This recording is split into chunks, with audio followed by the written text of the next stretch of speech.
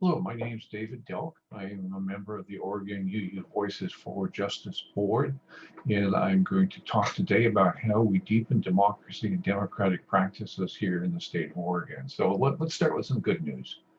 Many reports rank Oregon among the highest in terms of its democratic practices, but the bad news is it is never on the top of any of them. More bad news. Not all reports rank Oregon among the highest. In fact, one report from the Center for Public Integrity gave Oregon an F. Most notably, gave Oregon an F on limits on campaign contributions and our lack thereof. So you all heard this before. Because of the special free speech protections in our state constitution, we cannot limit political money in Oregon. That is what the Oregon Supreme Court has said time and time again. Therefore, Oregon is one of only 4 states with no enforced limits on campaign contributions. So the first step in deepening democracy in Oregon is to amend the Oregon Constitution to allow limits on campaign contributions and expenditures. And well, we have an opportunity to do just that this November. Yes, a constitutional amendment will be on the ballot, ballot measure 107, which allows laws to be enacted which limit campaign contributions by city, county, or state governmental entities, or using the initiative process. But you say, don't I remember that the Oregon Supreme Court within the past year reversed itself and said that such limits are indeed constitutional? If so, why do we need to pass this ballot measure? Well, you'd be right if you remember that. The Oregon Supreme Court did reverse its prior decisions, declaring that such limits are constitutional. But we fear that just as we were finally able to get the Supreme Court to reverse its prior decisions, sometime in the future, special interests will persuade the Oregon Supreme Court to change its mind again, declaring that limits are unconstitutional. So we need to actually put it in the state constitution, making it beyond the reach of the Oregon Supreme Court.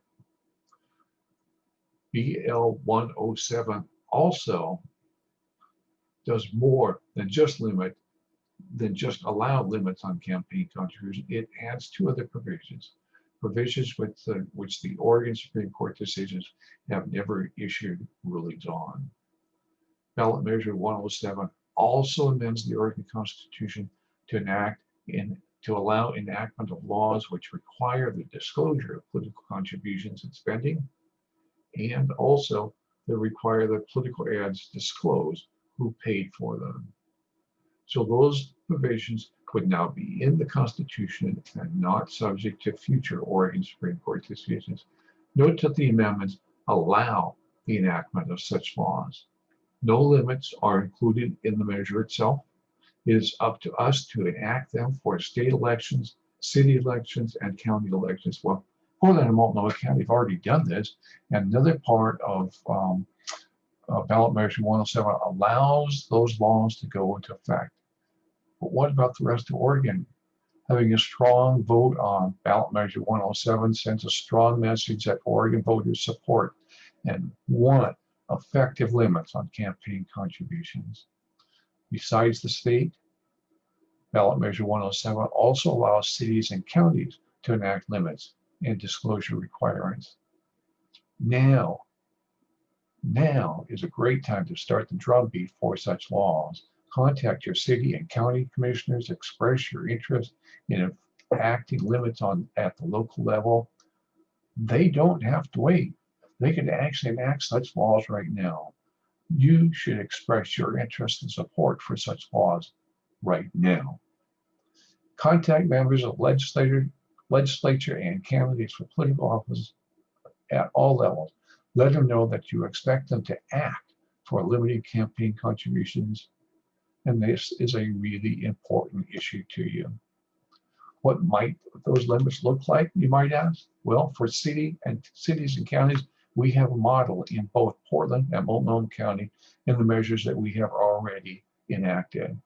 Just some small changes to localize them to where you live, and you're good to go. Contact me, David Delk, and Honest Elections, and we will work with you to get this done. Yes, we can get this done. As noted, Portland has already passed such a law. The folks at Honest Elections conducted an initiative campaign, collecting the signatures of Portland voters, and got it on the ballot. And then we passed it with 87% yes vote. That's one way to do this, using the initiative process. A somewhat different approach was used in Multnomah County. Every 10 years, cities and counties go through a city charter or county charter review process. We at Honest Elections became part of the Multnomah County Charter Review Committee and persuaded the committee to refer, with some changes to our suggested language, our measure directly to the ballot. No signature gathering, just direct to the ballot. So check with your city or county and see when you will have a charter review. This measure, this Multnomah County measure, was approved with 89% yes vote. Or as an alternative to those, you could ask your city council or county commissioners to refer a measure to the ballot. Or if your measure would not amend a city or county charter, your city or county commission could just enact the limits themselves. Whichever method makes sense where you're at, use it, and let's work together to get this done across the state. Every city and county, as well as the state, needs to enact their own and effective limits. What should those limits look like? One baseline limit should be a ban on corporate contributions to candidates running for office.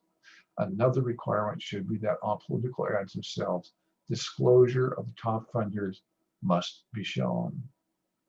So we must get ballot measure 107 approved in November by a strong majority. Your help is needed. Join the campaign to enact ballot measure 107. Visit the campaign website at www.fairandhonestelections, that's all one word, fairandhonestelections.org. Click on the Action tab to donate to the campaign and to join the campaign.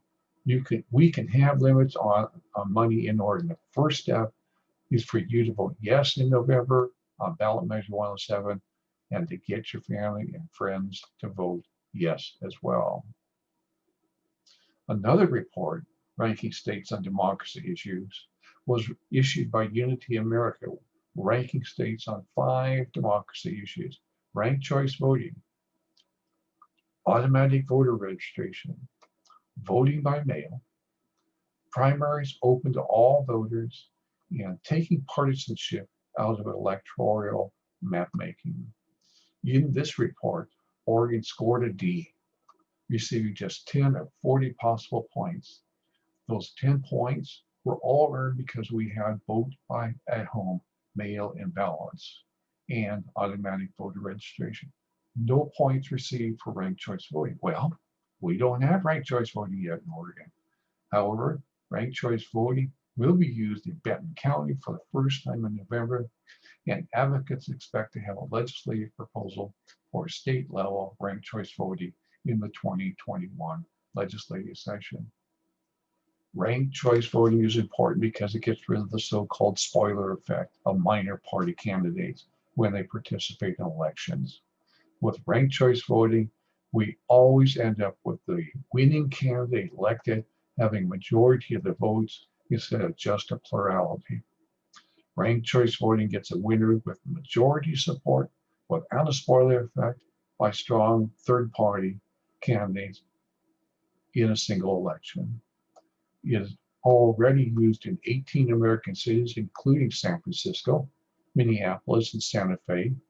Maine has used ranked choice voting in federal elections. 3 states used ranked choice voting in the Democratic presidential primary elections. It's no longer an untested reform. We know it works. Regarding open primaries, Oregon has had a couple of proposals for open primaries or top 2 primaries in Oregon. Those proposals have all been defeated for a variety of reasons. I don't know of any other proposals for open primaries at this time. The last of the reforms in this last report was redistricting reform, the redrawing of political boundaries, which is required following the once-a-decade national census, which we're just finishing up. Currently, that is the responsibility of the Oregon legislature. The reform moves that responsibility from politicians and puts it into a committee of citizens. Here in Oregon, we had an initiative campaign going on to move responsibility to a committee of 12 composed of 4 Democrats, 4 Republicans, and 4 individuals without ties to either major party. That initiative, of course, was derailed by the pandemic, so it won't be on the ballot this November. The redrawing of political boundaries next year will remain the responsibility of politicians in the legislature, drawing their own boundaries, and the courts. But there are other reforms that Oregon needs to make to put us at the top of democracy rankings.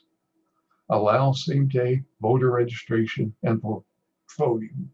Allow counting of ballots based on having ballots postmarked by election day. Reform the legislative quorum requirement from 3/5 to a simple majority and legislative walkouts. Provide public funds to candidates running if they don't take private special interest campaign contributions. A creative public funding program is being used in Portland for the first time in this election cycle. The program needs to be expanded, including to the state level.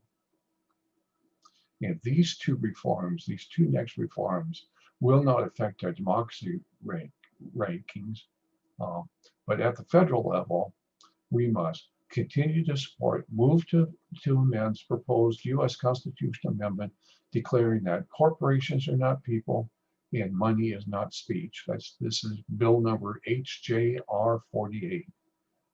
It is co-sponsored by Oregon Representatives Blumenauer, DeFazio, and Bonamici. And the second one, support a federal constitutional amendment for a constitutional right to vote for everyone. This has been introduced this year as HJR 93. Oregon's only co-sponsor is Earl Blumenauer. Most of us assume that we have a constitutional right to vote.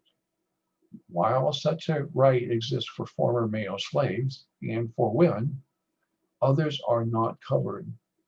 The need was really clear in the presidential election of Bush versus Gore, in which the U.S. Supreme Court declared an end to vote counting in Florida, giving the election to George Bush.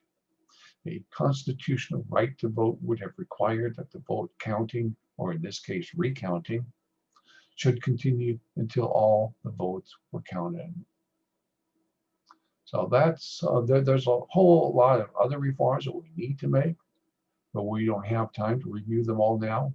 Most importantly, let's see that ballot measure 107 passes strongly in November, and contact all your elected representatives, local and state. Express your desire that they support and enact strong limits. And if you are so inclined, join in efforts to actually enact those limits, especially at the local level. Remember that I and On Selections are very willing to help with those efforts. Let's get started now. Thank you.